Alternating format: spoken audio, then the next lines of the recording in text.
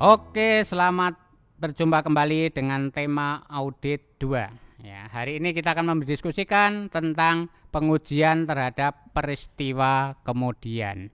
Teman-teman, di dalam kesempatan ini kita bisa banyak diskusi apa sih peristiwa kemudian, ya. Nah, ini yang dimaksud peristiwa kemudian bagaimana? Nah, ini sebenarnya adalah peristiwa yang terjadi setelah tanggal tutup buku. Itu yang dimaksud peristiwa kemudian. Apa sih pentingnya menguji peristiwa kemudian? Nah, seperti kita ketahui teman-teman semua ya, bahwa perusahaan itu tutup tanggal 31 Desember. Maka ada peristiwa-peristiwa setelah tanggal 31 Desember itu ternyata mungkin ada transaksi yang mempengaruhi laporan keuangan. Itu yang disebut transaksi peristiwa kemudian.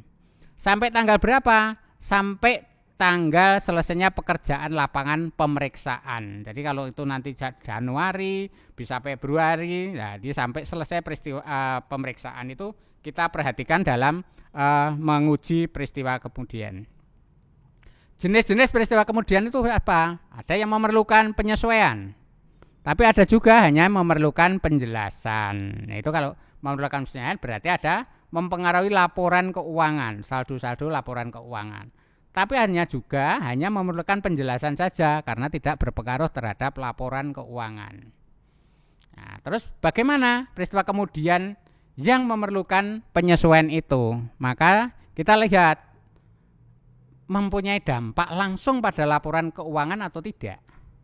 Yang kedua, kondisi yang menyebabkan terjadinya peristiwa kemudian tersebut ada sebelum atau sesudah pada tanggal neraca. Nah, itu yang perlu kita lihat. Ya.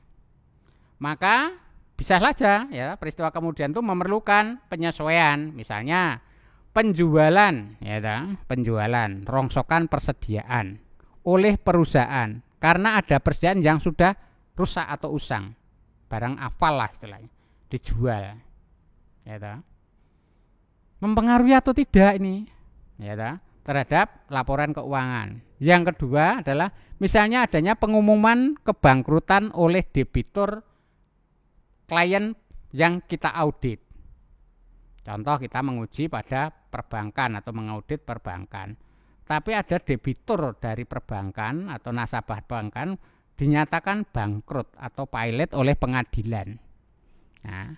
Nah, inilah sebenarnya juga akan mempengaruhi laporan keuangan, karena terjadinya kesulitan keuangan pada debitur itu mempengaruhi. Bisa saja dia tidak akan bayar karena bangkrut.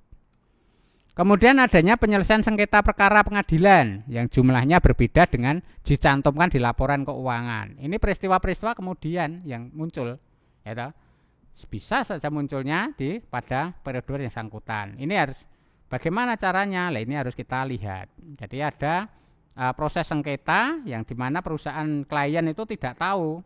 Tahu-tahu sudah muncul di pengadilan dan diberitakan pada berita acara negara. Ini akan berpengaruh pada laporan keuangan yang kita audit. Kemudian tidak berdampak pada laporan keuangan. Jadi ada peristiwa yang tidak memiliki dampak terhadap laporan keuangan. Kondisi yang menyebabkan terjadinya peristiwa kemudian tersebut adalah setelah tanggal neraca. Jadi kalau ini bisa saja setelah tanggal neraca, tapi tidak berdampak laporan keuangan. Nah, timbulnya kerugian disebabkan adanya misalnya musibah di sini. Bisa saja musibah itu banjir, bisa saja kebakaran setelah tanggal neraca. Setelah tanggal neraca. Contoh perusahaan yang kita audit, per 31 Desember yaitu laporan keuangannya terjadi suatu musibah di perusahaan itu. Nah, ini kan tidak mempengaruhi laporan keuangan pada periode yang kita audit. Walaupun tidak mempengaruhi keadaan laporan keuangan, tapi peristiwa tersebut kemungkinan dapat mempengaruhi keputusan para pengambil keputusan. Jelas. Kalau kita mengaudit laporan keuangan di mana perusahaan itu ada musibah pada periode setelah tanggal neraca, maka orang akan membaca laporan keuangan pun akan mengambil keputusan yang berbeda. Karena misalnya kebakaran gudang persediaan. Persediaan tercantum di situ, sekian, nilainya sekian miliar. Ternyata setelah diuji, katakan setelah audit terjadi kebakaran. Pihak luar menggunakan laporan keuangan nilai persediaan 5 miliar misalnya. ternyata barangnya nggak ada, maka dia akan mengambil keputusan yang berbeda, termasuk kreditor. Ya. Langkah bagaimana menguji peristiwa kemudian itu? Lah di sini kita sebagai auditor tentunya bagaimana kita akan menguji laporan terhadap peristiwa kemudian. Tentu ya, satu, mempelajari hasil rapat atau notulen rapat pemegang saham. Kalau itu PT, bisa saja rapat pemegang saham dan Dewan Komisaris dalam periode tanggal neraca. Nah, kita minta itu notulen-notulen itu tentunya dari pihak manajemen. Ya, untuk mengetahui apa saja yang terjadi di dalam peristiwa kemudian itu. Kemudian menganalisis laporan keuangan klien dari tanggal neraca sampai dengan tanggal selesainya pemeriksaan. Ada apa saja, ya.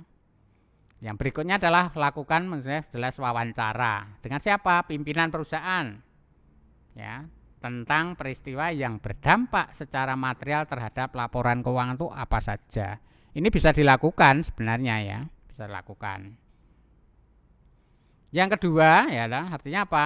Lakukan wawancara dengan penasihat hukum kalau ini terkait dengan permasalahan hukum klien.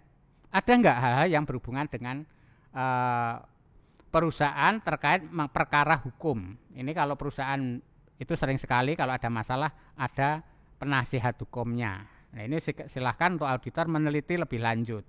Ya kita sebagai auditor harus teliti betul ada nggak hal-hal yang terkait dengan penasihat hukum. Caranya gimana? Kita tanya ke perusahaan, ada nggak perusahaan ini memiliki penasihat hukum? Oh ada, kalau ada kita tanya. Ya kita konfirmasi, kita konsultasi pada penasihat hukum klien. Yang berikutnya kita membuat analisa tentang penagihan piutang setelah tanggal neraca itu seperti apa. Ya. Kemudian menganalisis transaksi yang jumlahnya cukup material pada waktu jurnal memorial. Misalnya tentang pembuatan cadangan tertentu. Jadi perusahaan sering sekali itu dengan rapat pemegang saham. Ya, mungkin perusahaan sudah punya tujuan tertentu mencadangkan dana tertentu. Ya, padahal di situ jelas ketika dicadangkan masih bersaldo kas.